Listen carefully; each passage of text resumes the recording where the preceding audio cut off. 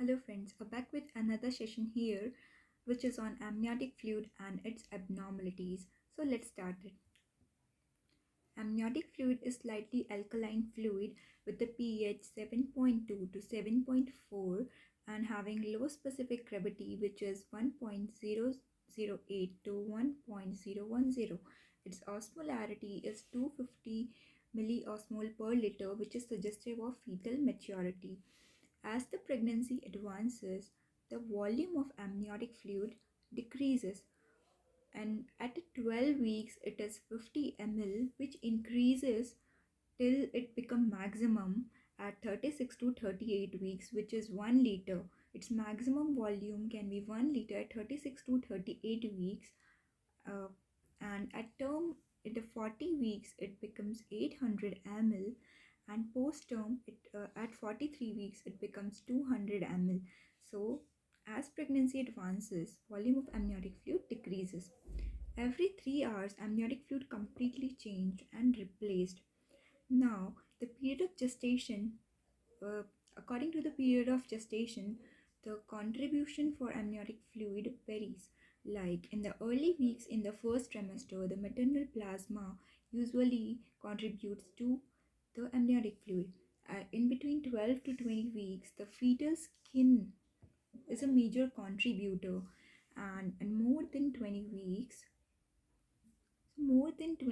fetal urine contributes to the amniotic fluid, because more than 20 weeks, keratinization of skin occurs. So after 20 weeks, as keratinization occurs, amniotic fluid is contributed by the fetal urine. Now going to the next slide, its normal color. So it is having straw colored atom, and in early terms it is usually colorless, but at term it becomes straw color due to various urinary metabolites, wernicke gaseosa and lanugo present within amniotic fluid. In the question, if you are asked about amniotic fluid color, you will usually get an option like cloudy with white specks or flakes. Just mark that it is cloudy with white specks and flakes, suggesting of the lanugo and the vernix gaseosa within amniotic fluid. Its color, when it color varies, beside of straw color it get other color, like if it becomes green colored meconium, it's a fetal distress suggestive of listeria infections or maybe some malpresentations like breech and transverse lie. When it is of golden color bilirubin, it's suggestive of RH incompatibility. If it is having a dark brown color, like of a tobacco juice, it is suggestive of intrauterine death. When it is of saffron color, suggestive of post-dated pregnancy, suggestive of post-dated pregnancy.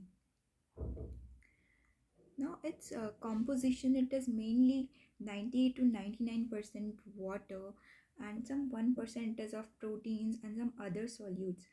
It is having variety of functions except the nutritive functions. So you should learn just this point, that it is having a many functions except nutritive function. The question can be asked upon this. To keep amniotic fluid in balance, the fetus usually swallow the amniotic fluid. So, how can you investigate the amniotic fluid present within the placenta? It can be investigated using USG ultrasonography, and with a variety of methods. Like over the abdomen, you have to make this type of 4 quadrants. Okay, so in the first quadrant, you will find out the largest pocket. Here, this pocket is the largest. I have marked this A, B, this one C, and this one D. So I have marked and ruled out the largest pocket in each quadrant. Now, sum of the largest pocket in each quadrant should be done. So A plus B plus C plus D give rise to amniotic fluid index. Normally it is between 5 to 24 centimeter. When it is less than 5 centimeter, it is oligohydramnios, and when more than 24 centimeters, it is suggestive of polyhydramnios. Now coming to the second method of the single largest vertical pocket, which is in between 2 to 8 centimeter. In this method, you have to just look out in the one quadrant and measure the largest centimeter pocket in that quadrant. It is usually between 2 to 8 centimeters. If it is less than 2 centimeter, it suggests oligohydramnios. When it is more than 8 centimeter, it suggests polyhydramnios. And it is the most sensitive method out of the three methods. Now the third method is a volume of amniotic fluid. Normally it is between 200 ml to 2 liters. It's a normal volume. When it becomes more than 2 liters, it is suggestive of polyhydramnios, and when less than 200 ml, it is suggestive of oligohydramnios. Now the composition, the first half of pregnancy, it is identical to the transduate of plasma. It is very important point. This point is very important, that in the first half of pregnancy, it is identical to transduate of plasma, and in the later half altered due to contamination of fetal urinary metabolites. Okay, so here I have taken a picture of oligohydramnios. You can see oligohydramnios means low amniotic fluid. Okay, fetus is present, but there is not a sufficient space for a growth of fetus. Okay, and this is uterus. Okay, this is umbilical cord. Causes for oligohydramnios and polyhydramnios. Most common cause of mild oligohydramnios or either mild polyhydramnios. Okay, it is idiopathic. Most common cause of severe oligohydramnios or maybe polyhydramnios is congenital malformations, but there is a difference. In a severe oligohydramnios, there is renal malformations, while in the polyhydramnios, there is a neural tube defects. Because CSF into amniotic fluid, CSF comes into amniotic fluid, and there is a swallowing defect which leads to polyhydramnios. Now the causes of oligohydramnios. Preeclampsia. How preeclampsia? Preeclampsia is generally leads to hypertension, previous stage of hypertension in the females, and post-dated pregnancy, premature rupture of membrane, leaking after amniocentesis, PIH in mother, pregnancy-induced hypertension in mother. Sorry, I have tell something wrong about preeclampsia. Don't mind that. BP increases when there is hypertension. Generally, BP increases, and we all know that pressure is inversely proportional to volume. So, when BP increases, that is, blood pressure increases, the volume of the blood going to the kidney decreases, which leads to decrease in the GFR, and this decrease in the GFR will leads to oligohydramnios. Okay, and other causes like IUGR in the fetus, intrauterine growth retardation in fetus, or drugs maybe like indomethacin or ACE inhibitors. Amnion nodosum. Amnion nodosum leads to decreased amniotic fluid. Chronic abnormalities like triploidy. Do not confuse between triploidy and trisomy.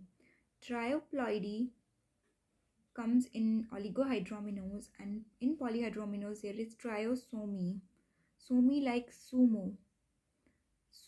Okay, sumo are fatty, so sumo is related to polyhydramnios. So trisomy is comes under the cause of polyhydramnios, while ploidy comes under the cause of oligohydramnios.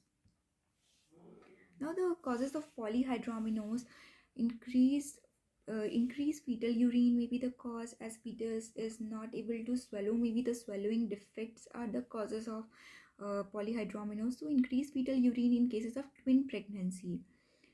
In diabetes, if there's diabetes in patient, it will lead to fetal hyperglycemia, which leads to polyuria. Swallowing defect in fetus like esophageal atresia, cleft lip or cleft palate, duodenal atresia. Okay, and intestinal obstruction and anencephaly. Okay, CSF leak may be the cause of polyhydramnios in a females, like due to neural tube defects, or I have discussed earlier about trisomy. So trisomy, which trisomy? Trisomy 21 is the most common, and chorangioma of placenta. Okay, Rh negative pregnancy, torch infection, very important cause of polyhydramnios. And if there is renal, liver, or cardiac diseases in a female, or maybe fetal anemia, thalassemia, or a high fetal cardiac output.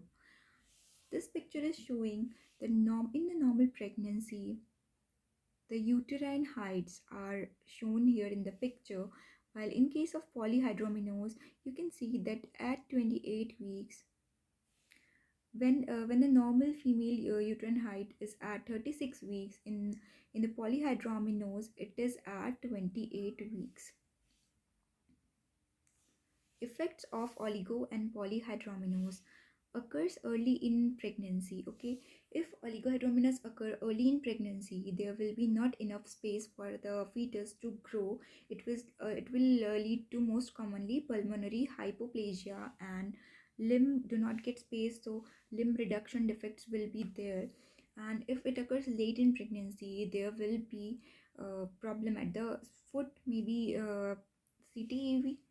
Cord compression will be there, which leads to fetal distress, because in the cords we have veins and arteries. Veins help to carry the oxygen from the placenta towards the fetus. So while in the case of cord compression, there will be fetal distress, and fetal will pass meconium in amniotic fluid, swallow that meconium stain amniotic fluid, and this will lead to meconium aspiration syndrome. In the case of meconium stained liquor, the color of the liquor will be green colored.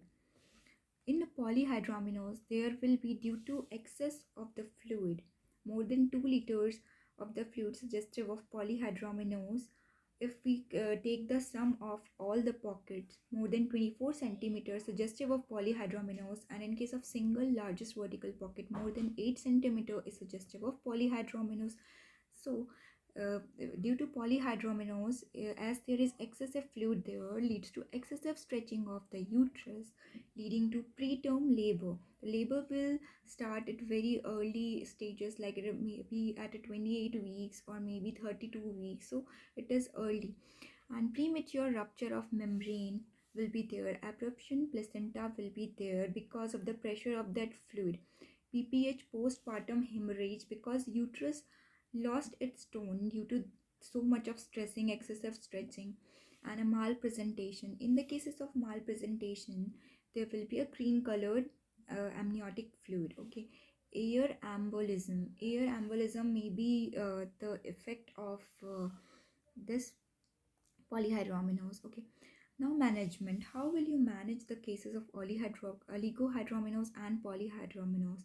So oligohydramnios can be managed by infusion of some or more fluid. So there will be an amino infusion with normal saline. Okay, and in case of polyhydramnios, you should go for pricking of the that placenta, so that you can remove the excessive fluid by that thing. So serial amniocentesis indication when there is respiratory distress to female, otherwise uh, don't go for that.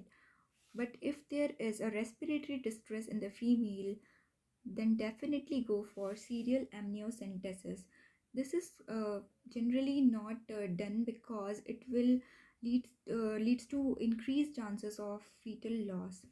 Drugs to manage polyhydramnios is indomethacin, but there is again a contraindication that beyond 32 weeks do not give indomethacin, because it, if used beyond 32 weeks, it leads to premature closure of ductus arteriosus.